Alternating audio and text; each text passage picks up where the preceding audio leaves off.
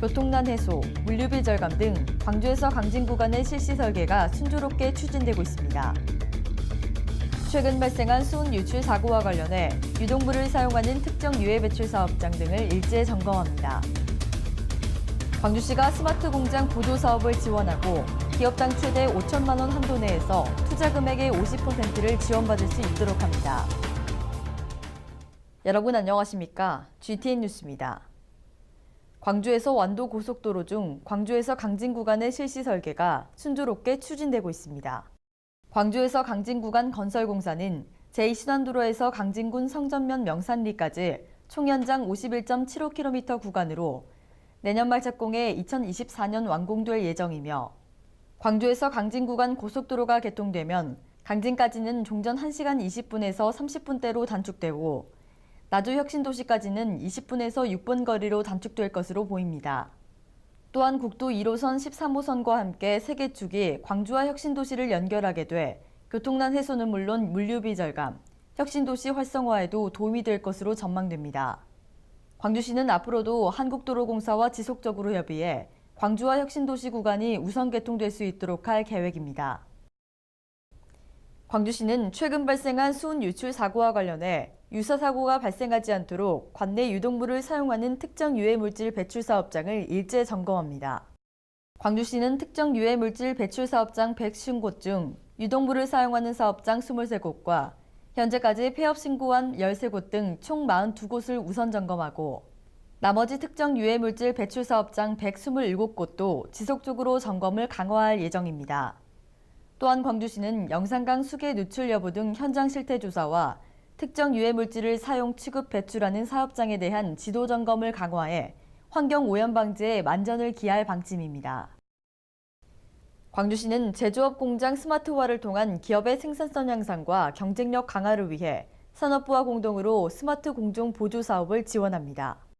스마트 공장은 기획, 설계, 생산 등 모든 과정에 정보통신 기술을 연계해 제품을 생산하는 공장으로 신청 기업은 현장 자동화 및 공장 운영, 제품 개발, 기업 자원관리 등 4대 분야 중 선택할 수 있고 기업당 투자 금액의 50%를 지원받을 수 있습니다.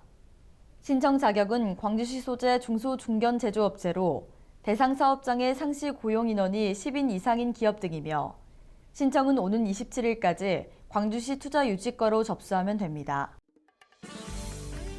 다음은 GTN 단신입니다. 광주시는 건축위원회 운영의 효율성을 높이고 객관적인 심의를 위해 건축위원회 위원 총 28명을 추가 모집합니다.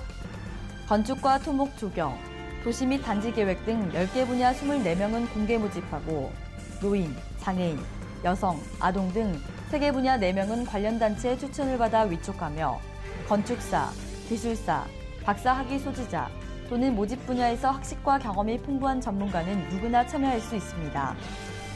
신청은 오는 11월 30일까지 광주시 건축주택과를 직접 방문하거나 우편 등으로 접수하면 됩니다. 광주시는 남도 관광에 새로운 전기를 마련하고 남도에 숨겨진 관광자원을 발굴하기 위해 제1회 남도 관광 아이디어를 공모합니다.